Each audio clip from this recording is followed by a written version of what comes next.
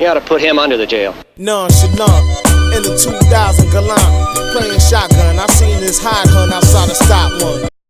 What's up, YouTube? King Smog here. Now we're going to talk about something that I wanted to address a while ago when it first came out, and I made a video about it and I accidentally deleted it, so I'm going to go ahead and address it now.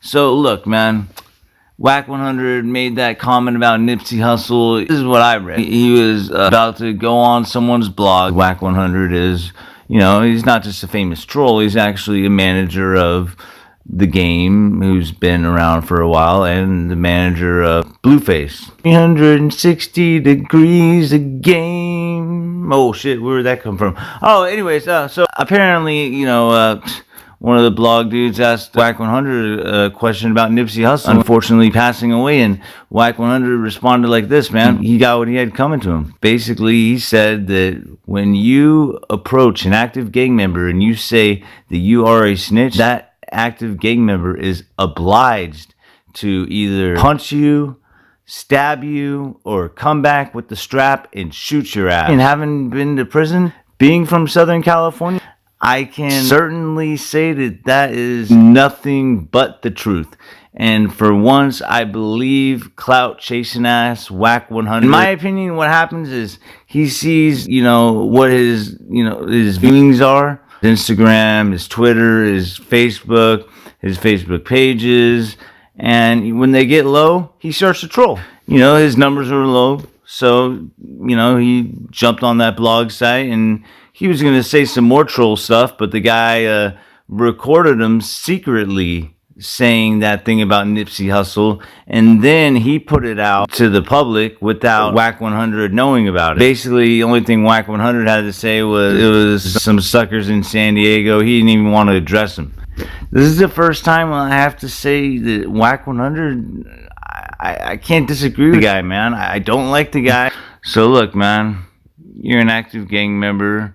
You get approached by someone like Nipsey Hussle, someone of his, you know, status and reputation, someone who has pull in not just the neighborhood, but the entire strip mall that you happen to be walking in. Nipsey probably is thinking, look, man, this guy's on my property, this guy's in front of my store, this guy's no good, so I'm going to go up to him and say he's a snitch, politic on him, you know?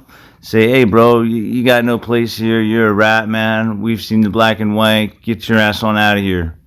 And once you do that, man, you are going from the business owner, from the guy who's looking to help the community, from the guy who's looking to uplift poverty-stricken members of his community, from a guy who is going to go sit down with the chief of police in Los Angeles the next day and discuss relationships between the community and the police. Once you put yourself in that position and you say, hey dude, check it out, you're no good, you're a piece of shit, you're a snitch, you're a PC, you got bad paperwork, you go from the law-abiding citizen to the gang member who might as well be standing on the corner with a Glock in your waistband and crack rocks in your mouth, slanging and banging. The question is this.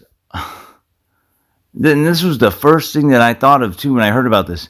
Why did he take it upon himself to go do this? Why didn't he have a little homie take care of this? You're the bread bearer of the community, man. You're the one bringing the jobs into the hood. You're the one that is trying to make a change in the neighborhood. And that change is being funded by your pocket, man.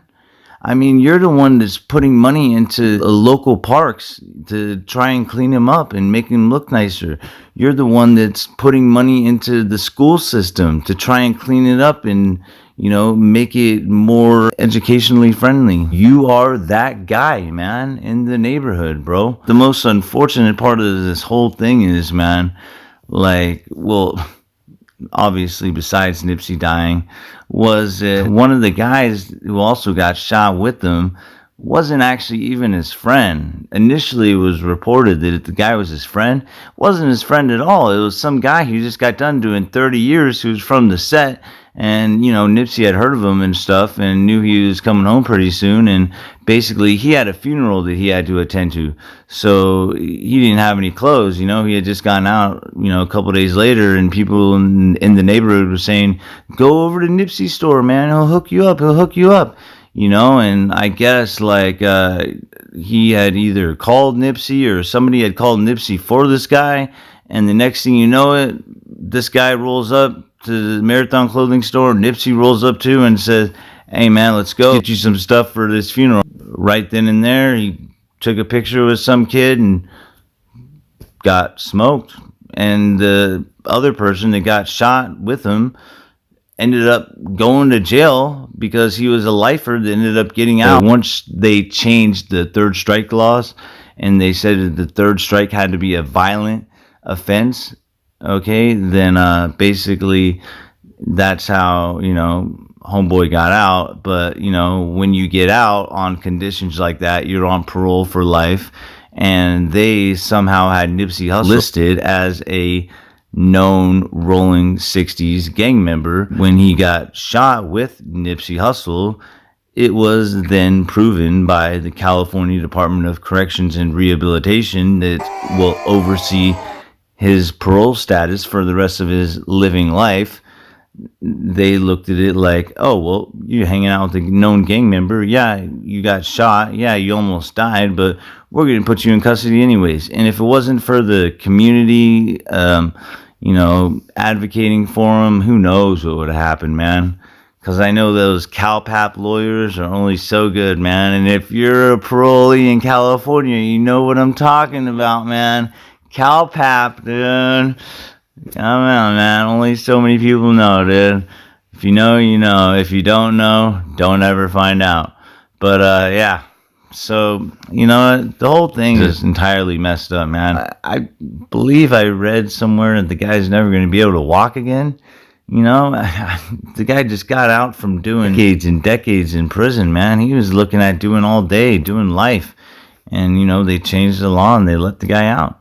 You know, and that's a blessing in itself. And for him to just be going to a store to get clothes for a funeral that he's trying to attend, his tragic downfall was the fact that he gave back to the hood and he loved the hood, but he didn't want to be looked at as someone who was no longer a part of the hood.